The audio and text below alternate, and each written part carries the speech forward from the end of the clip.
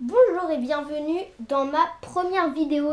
Je m'appelle Raphaël et je suis collégien et j'aimerais faire des vidéos pour vous divertir en cette période de confinement et après peut-être ça me prend pas tellement de temps de montage et tout pour en faire. Voilà, donc j'aimerais vous faire cette vidéo et aujourd'hui je vais vous parler de la Sarracenia purpurea venosa.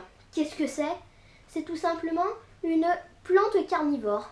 Mais qu'est-ce qu'une plante carnivore en fait? Parce que c'est quoi? C'est une plante qui mange les hommes et les insectes.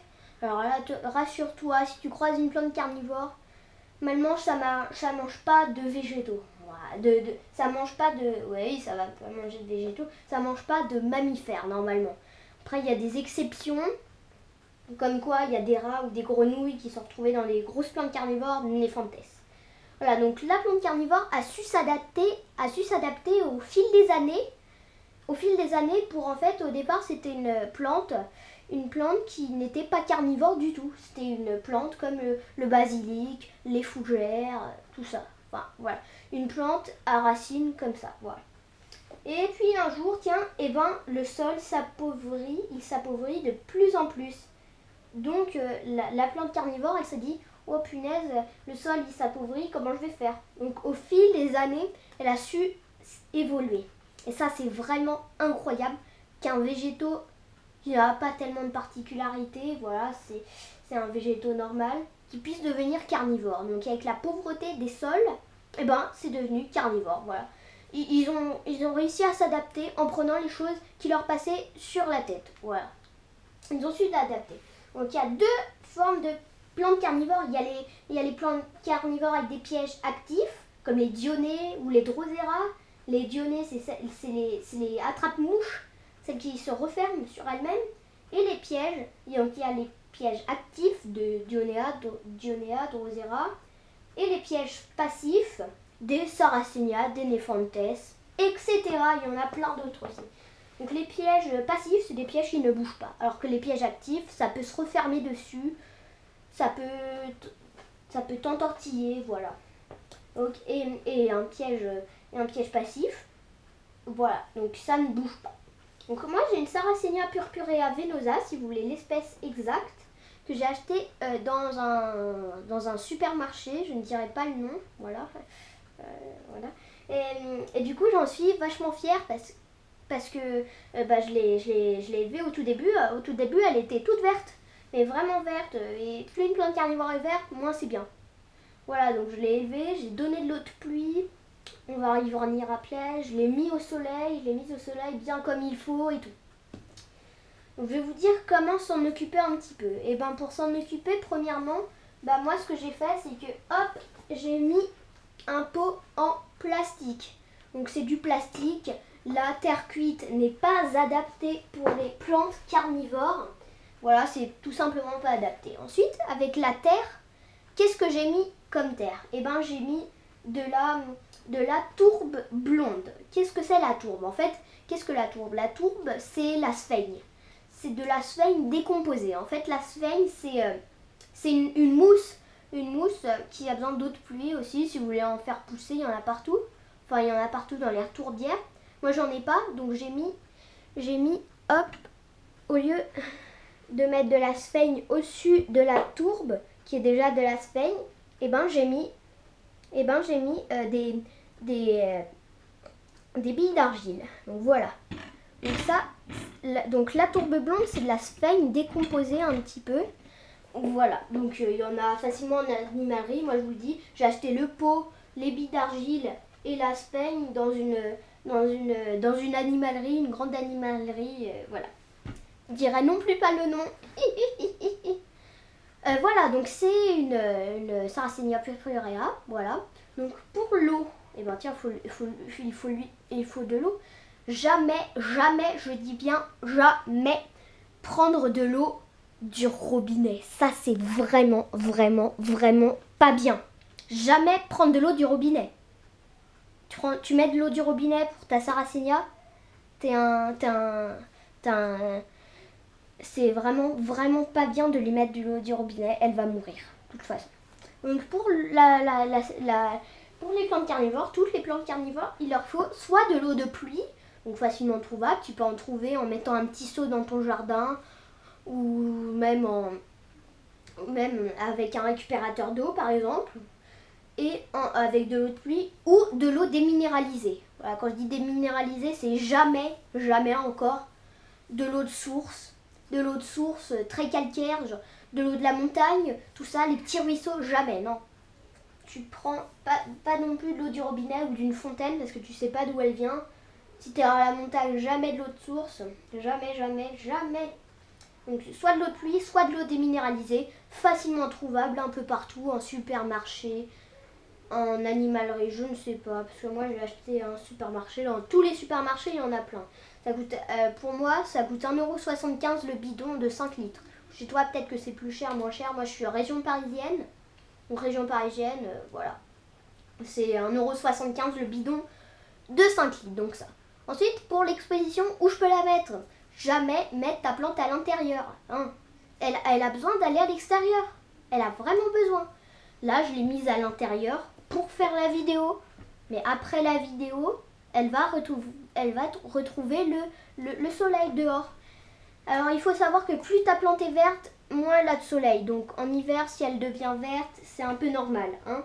Mais plus elle est rouge, plus c'est mieux, donc il lui faut énormément de soleil, plus il y a de soleil, plus c'est mieux quoi. Voilà, il faut vraiment du soleil et tout. Ensuite, pour ta plante, jamais, il faut jamais la nourrir aussi. Parce que nourrir ta plante, c'est pas bien du tout. C'est vraiment pas bien du tout de nourrir sa plante parce que déjà, elle va le faire toute seule, elle va le trouver. En fait, le but, c'est de recréer vraiment son habitat naturel. Après, le truc, c'est que dans la terre aussi, ce que j'ai pas parlé, c'est que tu peux rajouter de la permite vermiculite. Moi, j'en ai pas, mais tu peux en acheter en bricolage. Tu fais 30% permite vermiculite et 70% de tourbe blonde. Voilà. Après, voilà.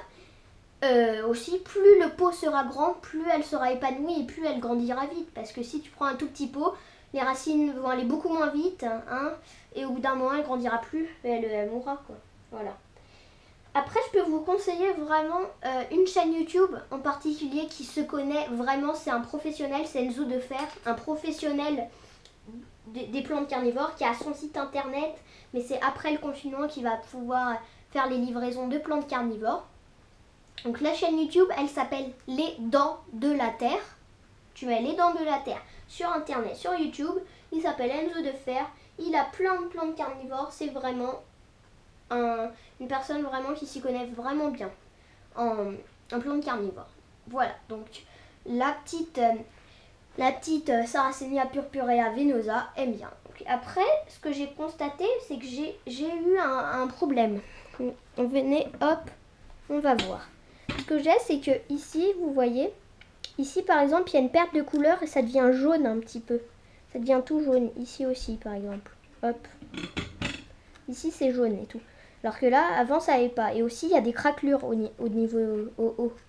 Ici, hop, il y a des petites craquelures là. Je ne sais pas trop ce que c'est. Donc, ça me stresse un petit peu parce que j'ai pas envie de perdre ma plante, ça c'est sûr. Hein, j'ai pas du tout envie de la perdre. Mais ce qu'il y a, c'est qu'on peut voir ici une nouvelle pousse. Elle a poussé en moins de 10 jours. Au départ, elle était petite. Elle a énormément poussé, vraiment. Elle, tu vois, elle est beaucoup moins rouge parce que, elle est plus verte que les autres parce qu'elle n'a pas vu autant de soleil et qu'elle est toute nouvelle. Donc ça, je pense que c'est l'avenir de la plante. Si toutes les autres urnes, elles sont toutes touchées, si toutes les autres urnes sont touchées et tout, et ben c'est l'avenir de la plante. Et il y a aussi quelques petites pousses. Je ne sais pas si vous pouvez voir, mais quelques petites pousses ici. Voilà. Alors, voilà, je remets tout en douceur. Voilà, donc c'est vraiment une très belle plante carnivore, c'est vraiment très, très intéressant, voilà. Après c'est plus intéressant des Dionnées ou des Drosera, vous pouvez vraiment vous renseigner. Et vraiment ne faites jamais un achat coup de cœur. Un achat coup de cœur, c'est-à-dire que, oh tu vois, comme j'ai fait moi. Sauf que moi avant j'avais expérimenté un petit peu. J'avais passé beaucoup de temps quand même à expérimenter avant. Moi quand je veux quelque chose, avant je me documente énormément. Donc là c'était un achat coup de cœur, mais je me suis très vite renseignée. J'ai pris tout de suite de l'eau de pluie, de l'eau déminéralisée, tout de suite. J'ai tout fait bien. comme il faut, voilà. Donc vraiment c'est vachement cool.